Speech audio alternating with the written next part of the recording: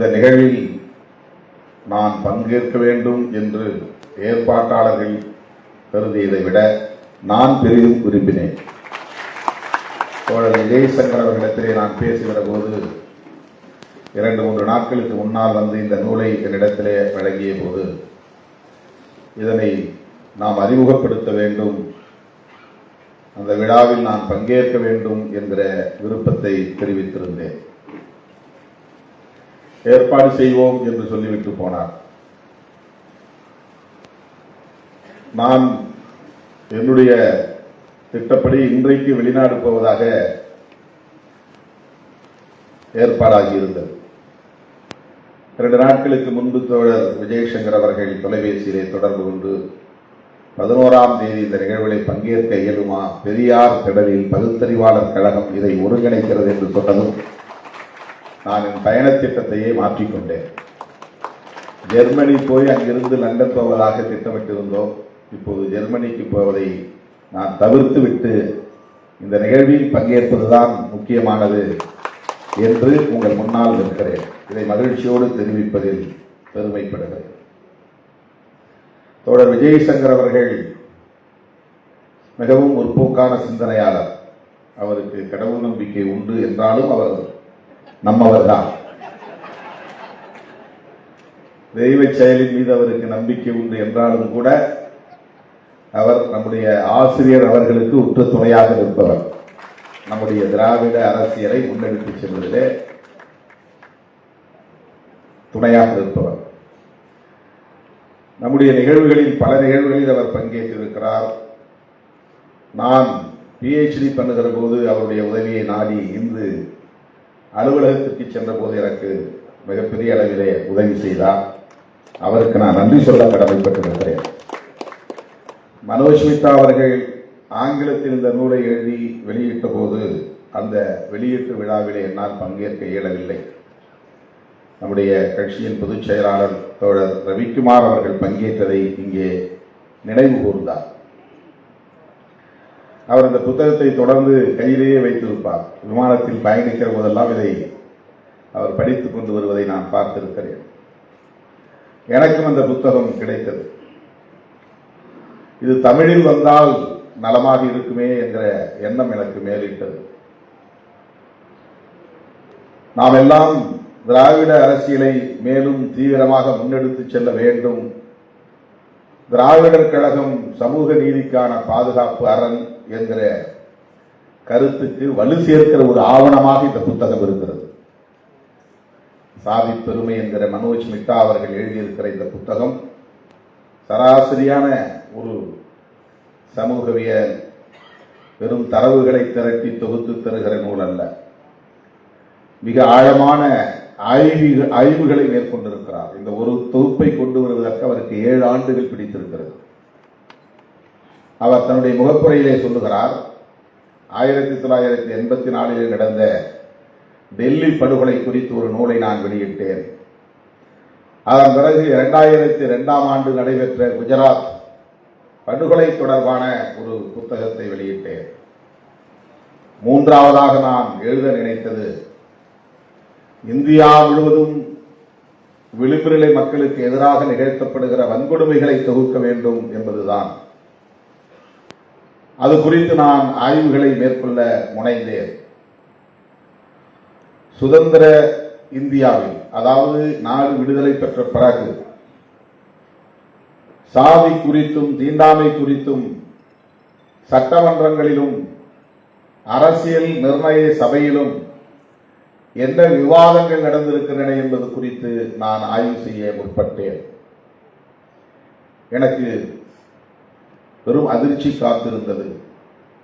இதுவே இப்படி இருக்கிறது என்றால் நாடு விடுதலை பெறுவதற்கு முன்பு காலனி இந்தியாவில், அதாவது பிரிட்டிஷ் இந்தியாவில் இது குறித்து என்னவெல்லாம் விவாதங்கள் நடந்திருக்கின்றன என்பதை ஆய்வதற்கு நான் முற்பட்டேன். எனக்கு ஏராளமான ஆவணங்கள் கிடைத்தன, தரவுகள் கிடைத்தன. அவையெல்லாம் பொக்கிஷங்கள் என்று சொல்லுகிறார். அவ்வளவு இன்ஃபர்மேஷன்ஸ். அதிலே எனக்கு என்ன தோன்றியது என்றால், 1947 இந்த நாடு விடுதலை பெறுவதற்கான போராட்டம் தீவிரமடைந்திருந்தது. நாடு விடுதலை பெற்றது. இந்த நாட்டின் விடுதலையில் ஆர்வம் கொண்டிருந்த யாரும், விடுதலை போராட்ட வீரர்கள் யாரும் சாதி என்கிற சமூக கூறு குறித்து எதுவும் சிந்திக்கவில்லை என்பதுதான் எனக்கு அதிர்ச்சி. அந்த கோணத்தில் ஒருவரும் சிந்திக்கவில்லை, அதை பொருட்படுத்தவில்லை, சமத்துவ சிந்தனைகளை உயர்த்தி பிடிக்கவில்லை.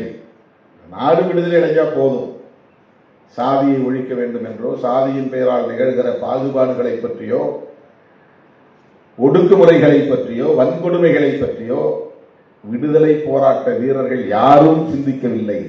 இது எனக்கு பெரிய கவலையை தந்தது.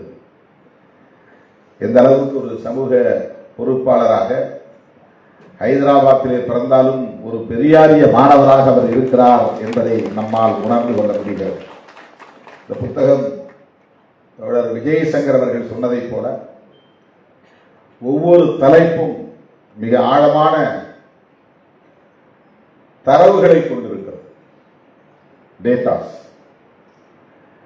நிறைய செய்திகளை நமக்கு தருகிறது. இந்த நூலை படிக்கிற ஒவ்வொருவரும் திராவிட அரசியல் எவ்வளவு இன்றியமையாத தேவை என்பதை உணர்ந்து கொள்ள முடியும். பல பேர் இன்றைக்கு திராவிடமே தமிழர்களின் எதிரி என்று அரைவே காட்டுத்தனமாக உலகிக் கொண்டிருக்கிறார்கள்.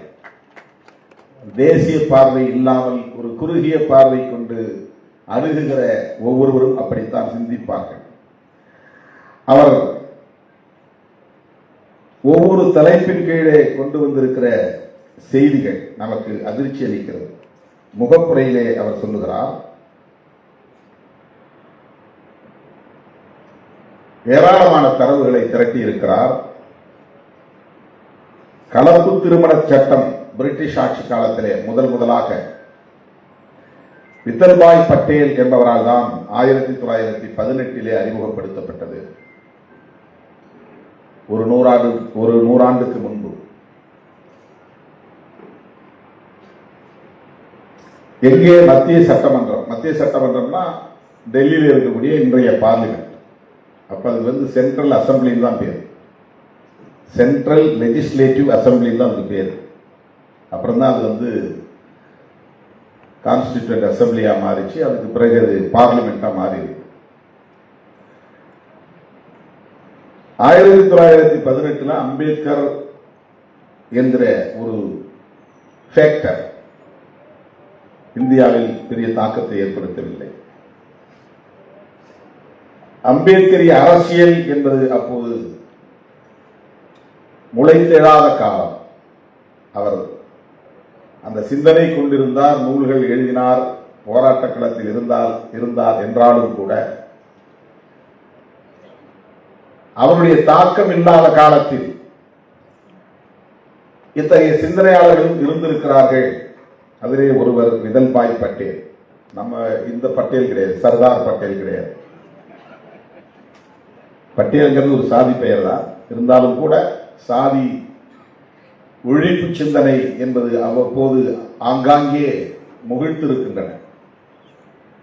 இப்போது அவர் அதை சொல்லிக்கொண்டே வருகிற போது இந்த ஆய்விலே எனக்கு என்ன தோன்றியது என்றால், பாகுபாட்டு உணர்வின் அடிப்படைகளை நான் புரிந்து கொள்ள வேண்டும். சுதந்திர இந்தியாவில் எப்படி இருந்தது என்பது குறித்து குற்றவியல், குடிமையியல் சட்டங்களை எல்லாம் ஆயத் தொடங்கினேன். அது குறித்த விவாதங்களையும் ஆயத் தொடங்கினேன். அப்போது எந்த அளவுக்கு இவர்கள் சாதிய கூறுகளை உதாசீனப்படுத்தி இருக்கிறார்கள், புறந்தள்ளி இருக்கிறார்கள் என்பதை காண முடிந்தது.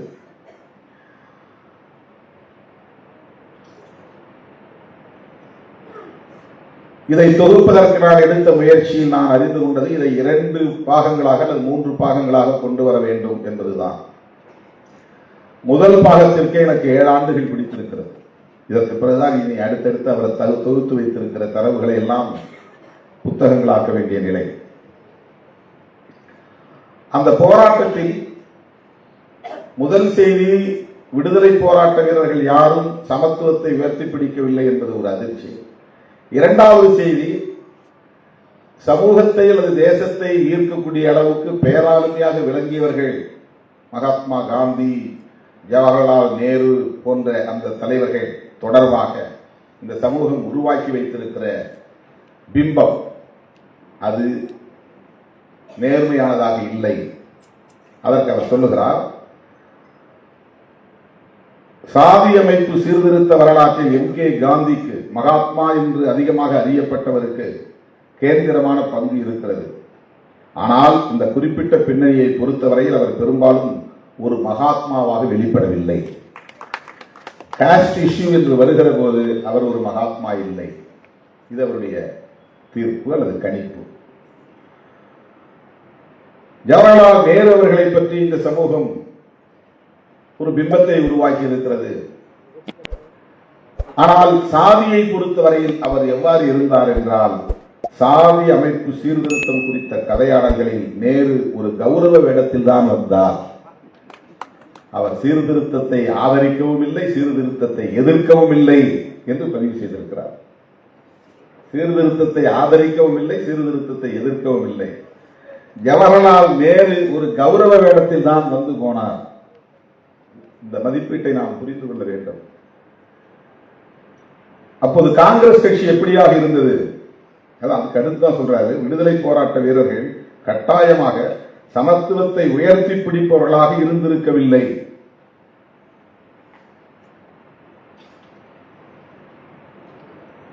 இப்படி அவர் சொல்லிக்கொண்டே வருகிற நிலையில் காங்கிரஸ் தீர்மானம் நிறைவேற்றுகிறது. அப்போது அம்பேத்கர் பெரிய ஆளுமையாக வளர்ந்திருக்காத காலம். தீண்டாமை கூடாது என்கிற தீர்மானத்தை நிறைவேற்றினார்கள். ஆனால் சாதி கொடுமைகள் குறித்தோ, கோயில் நுழைவு குறித்தோ, கலப்பு திருமணம் குறித்தோ எந்த ஒரு நிலைப்பாட்டையும் அவர்களால் எடுக்க முடியாத நிலை இருந்தது. அது குறித்து அவர்களுக்கு எந்த ஒரு ஐடியாவும் கிடையாது. காங்கிரசுக்கு அப்படி ஒரு உளவியல் இருந்தது என்று அவர் குறிப்பிடுகிறார். புரட்சியாளர் அம்பேத்கர் அவர்களை பற்றி அவர் எழுதுகிறார், இந்த விஷயத்தில் அவர்களை விட பீம்ராவ் ராம்ஜி அம்பேத்கர் அதிகமான பங்கு வகித்தார் என்பது உண்மை என்றாலும் கூட அவர் விஷயத்திலும் ஆச்சரியங்கள் இல்லாமல் இல்லை. அரசியலோ அல்லது அரசியல் நிர்ணய சபையிலோ அங்கம் வகிக்காத காலத்தில் கூட அவர் செய்த அதிகம் அறியப்படாத பங்களிப்புகள் சிலவற்றின் மீது இந்த நூல் வெளிச்சம் பாய்ச்சுகிறது. அவர் எந்த மாதிரி அவர் போராடி இருக்கிறார், அவர் எம்பியா இருந்த காலத்தில் அல்லது இல்லாத காலத்தில், எம்எல்சியா இருந்த காலத்தில் இல்லாத காலத்தில் எப்படியெல்லாம் அவர் போராடி இருக்கிறார் அப்படிங்கிற விஷயங்கள் பேசுறார். அதுல அவர் எவ்வளவு அறிவு கூர்மையுடன் நடந்திருந்தாலும் கூட அதன் சட்ட அம்சங்கள் குறித்த புரிதலில் ஒன்றுக்கும் மேற்பட்ட தருணங்களில் தடுமாறி இருக்கிறார் என்றும் அம்பேத்கர் அவர்களை பற்றியும் அவர் ஒரு கிரிட்டிசிசம் வைத்திருக்கிறார்.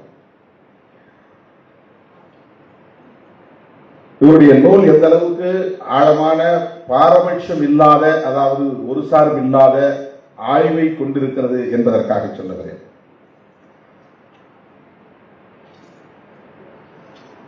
நாக்பூரில் நடந்த காங்கிரஸ் மாநாடு முதலே தீண்டாமைக்கு எதிராக காந்தி பெரிதாக பேசினார். 1920 நாக்பூர். கோயில் நுழைவு தொடர்பான சட்ட விஷயத்தில் அவர் ஈடுபட மேலும் 12 ஆண்டுகள் பிடித்தன. அந்த கணக்கு என்ன கணக்குன்னா 1932. 1932 என்ன நடந்ததுன்னா பூனா பேக்ட். பூனா பேக்ட்ல அம்பேத்கர் தன்னுடைய கோரிக்கையை தளர்த்தி கொண்டார். அவருடைய கோரிக்கைகளை தளர்த்தி கொண்டு காந்தி உயிரை காப்பாற்ற வேண்டும் என்பதற்காக அந்த ஒப்பந்தத்திலே கையெழுத்திட்டார். அதை ஈடு செய்வதற்காக ஒப்புக்கு காந்தி கோயில் நுழைவு பற்றி கொஞ்சம் பேசினார், அவ்வளவுதான். அதில் சொல்றாரு, கைமாறாகத்தான், அதாவது சர்ச்சைக்குரிய தனி வாக்காளர் தொகுதி உரிமையை தன் அழுத்தத்தின் காரணமாக அவர்கள் கைவிட்டதற்கு, அவர்கள் அம்பேத்கர், அம்பேத்கரை சார்ந்தவர்கள் கைவிட்டதற்கு கைமாறாகத்தான் கோயில் நுழைவு பிரச்சனை குறித்து காந்தி பேசினார். 1932 ஏற்பட்ட ஒப்பந்தத்திற்கு பிறகும் கூட காந்தி அனைத்து கோயில்களுக்குள்ளும் தீண்டத்தகாதவர் செல்வதற்கான உரிமை குறித்து பேசவில்லை. இதெல்லாம் நமக்கு தெரிய வேண்டிய வரலாறு. நாம் இன்னைக்கு காங்கிரஸோட இருக்கிறோங்கிறது வேற, இன்னைக்கு இருக்கிற காங்கிரஸ் வேற, அன்னைக்கு இருந்த காங்கிரஸ் வேற.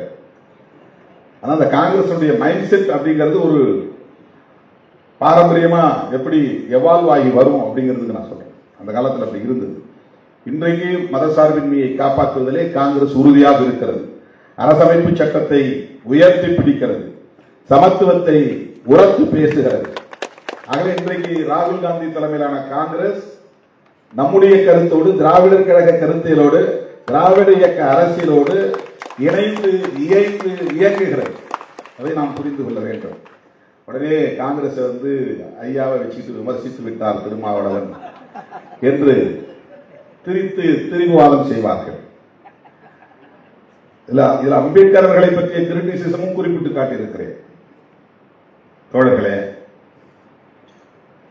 அதுக்கு அடுத்தவர் முதலிலே கீழ்சாதியினருக்கு ஒதுக்கப்பட்ட தண்டனை கொள்கைங்கிறதுக்கு நமக்கு இன்னைக்கு ஆதாரமா நாம் ஏன் மனுஸ்மிருதியை பேசுறோம்னா, மனுஸ்மிருதிங்கிறதே ஒரு லா தான். அது தண்டனையை பற்றி பேசுகிறது, 4 வருணங்களை பற்றி பேசுகிறது. பார்ப்பனர்களுக்கு தண்டனை இல்லை, கொலை குற்றத்திற்கு கூட தண்டனை கிடையாது. சூத்திரர்களுக்கு எவ்வளவு கடும் தண்டனை, அதையெல்லாம் நாம் பார்த்திருக்கிறோம். இதுதான் பிரிட்டிஷ் ஆட்சி காலத்திலும் நடந்திருக்கிறது. நாடு விடுதலை பெற்ற பிறகும் அது நிகழ்ந்திருக்கிறது.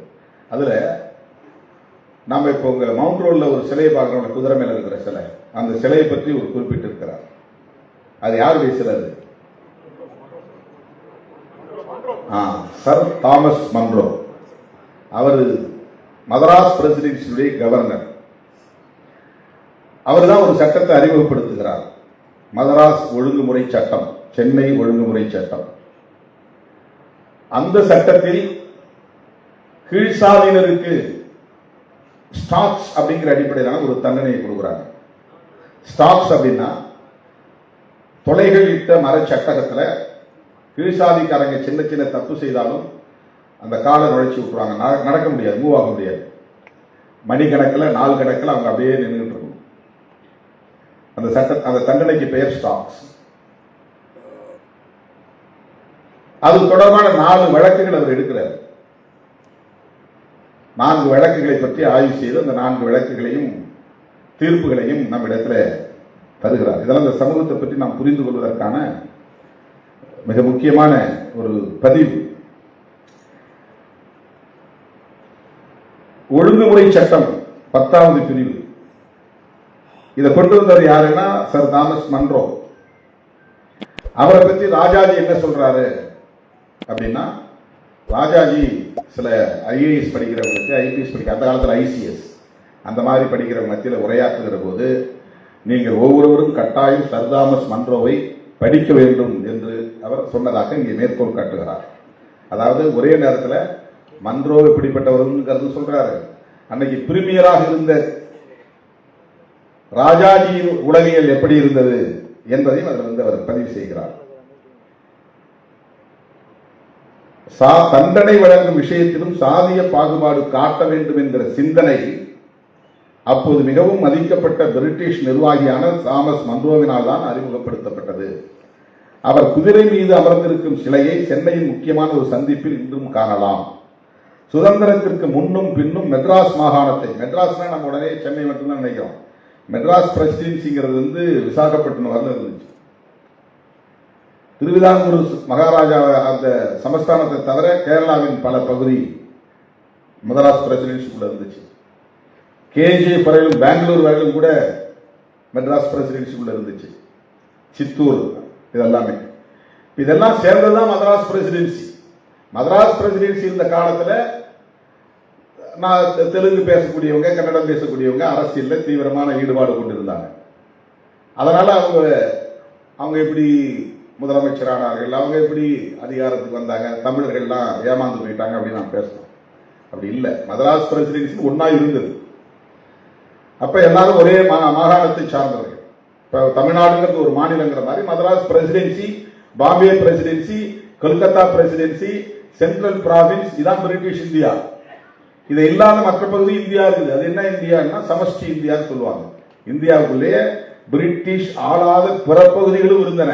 அதான் திருவிதாங்கூர் மகாராஜாவுடைய சமஸ்தானம், ஹைதராபாத் நிஜாமுடைய சமஸ்தானம், மைசூர் மகாராஜாவுடைய சமஸ்தானம், இந்த மாதிரி பல பகுதிகள் பிரிட்டிஷ் ஆட்சிக்கு கட்டுப்பட்டவர்களா இருப்பாங்க, ஆனா அவங்க ஆட்சி நிர்வாகம் இருக்காது.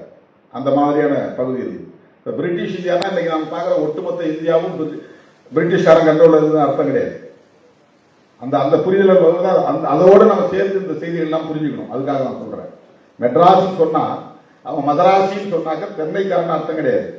மதராஸ் பிரசிடென்சியை சார்ந்தவன் அர்த்தம். அவன் தெலுங்கு பேசுறவனாக இருக்கலாம், கன்னடம் பேசுறவனாக இருக்கலாம், மலையாளம் பேசுறவனாக இருக்கலாம், தமிழனாகவும் இருக்கலாம். மதராசின்னு அதான் பொருள். எந்த மொழியும் இந்த 4 மொழியில எந்த மொழியும் அவன் பேச முடியுமா இருக்கலாம். மதராசினா சென்னையை சார்ந்தவங்களை மட்டும் புரிஞ்சக்கூடாது. இப்பதான் சென்னை அது மொழிவாரி மாநிலங்கள் பிரிக்கப்பட்ட பிறகு எஞ்சிய பகுதி மெட்ராஸ்னே இருந்துச்சு. இந்த மெட்ராஸ் பிரசிடென்சி அறிவிச்சனால ஒவ்வொருத்தரும் சாதியிலிருந்து வெளியேறி போன பிறகு எஞ்சியவர்களுக்கு ஒரு சாதி இருக்கும். அந்த பழைய சாதி பேர் அப்படியே நின்று போயிடும். அதுக்கு ஒரு உதாரணம் முக்கியமா நான் அடிக்கடி மேலே சொல்ற கருத்துக்கு இங்க அவர் ஒரு வலு சேர்த்திருக்கிறார்.